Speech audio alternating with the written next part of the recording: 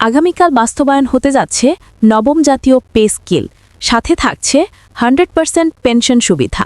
জাকির আহমেদ খান।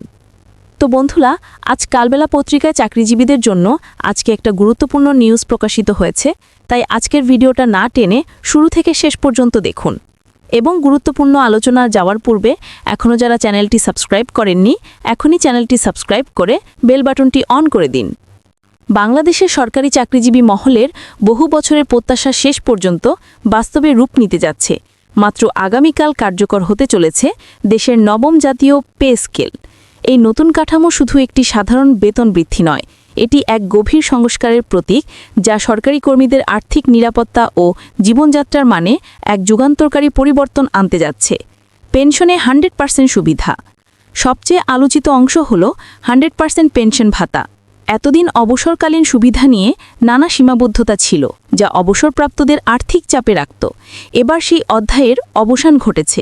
নতুন ব্যবস্থায় একজন সরকারি কর্মী অবসরের পর 100% পেনশন ভাতা পাবেন, যা তাদের পরিবারের জন্য এক বিশাল স্বস্তি। অর্থনীতিবিদরা মনে করছেন এই সিদ্ধান্ত একটি সামাজিক সুরক্ষা বলয় তৈরি করবে, কারণ অবসরপ্রাপ্তদের আর্থিক স্বাধীনতা দেশের সামগ্রিক অর্থনীতিকেও স্থিতিশীল রাখতে সাহায্য করবে। 1:4 অনুপাতে নতুন কাঠামো। নতুন বেতন স্কেল তৈরিতে সরকার যে পদ্ধতি অনুসরণ করেছে তা আগের যে কোনো সময়ের তুলনায় একেবারেই আলাদা।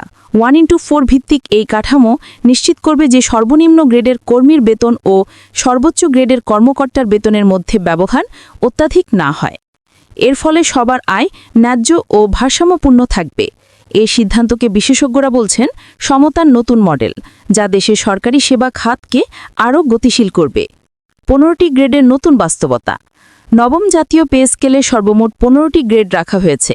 প্রতিটি গ্রেডের বেতন ও ভাতার পরিমাণ আলাদা হলেও সবার জন্য বৃদ্ধি এমন পর্যায়ে নির্ধারণ করা হয়েছে যাতে আগামী কয়েক বছর মুদ্রাস্ফীতি ও বাজার দরের উঠানামার মধ্যেও কর্মীরা নিরাপদ আয় থাকতে পারেন।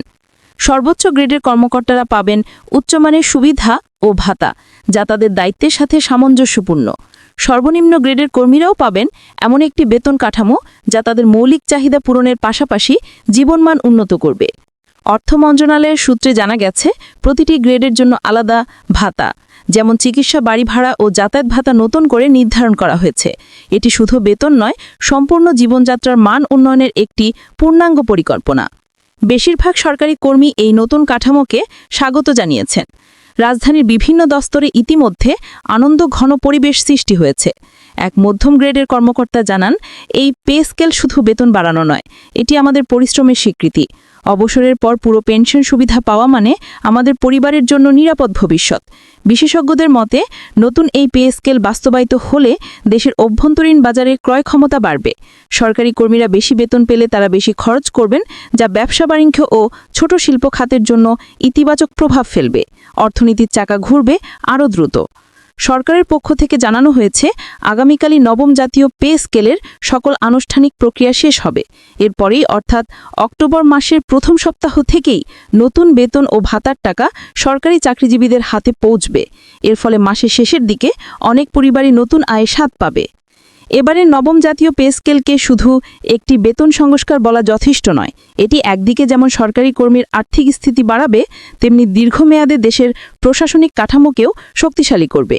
সরকারি দফতরে কর্মীদের মধ্যে কর্মোদ্দীপনা বাড়াবে, যা সেবার মান উন্নয়নে বড় ভূমিকা রাখবে।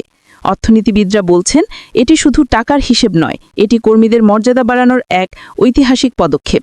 নতুন বেতন কাঠামো কার্যকর হওয়ার পর বাংলাদেশের সরকারি চাকরিজীবীরা পাবে আর্থিক স্বস্তি, সামাজিক মর্যাদা ও অবসরের পর আজীবন নিরাপত্তা। নবম জাতীয় পে স্কেল দেশের কর্মজীবী সমাজের জন্য এক নতুন অধ্যায়ের সূচনা করবে, যেখানে বেতন শুধু জীবিকার নিশ্চয়তা নয়, ভবিষ্যতে নিরাপত্তারও প্রতীক। যে সকল বন্ধুরা এখনও চ্যানেলটি সাবস্ক্রাইব করেননি, এখনই চ্যানেলটি সাবস্ক্রাইব করে আমাদের সঙ্গেই থাকুন।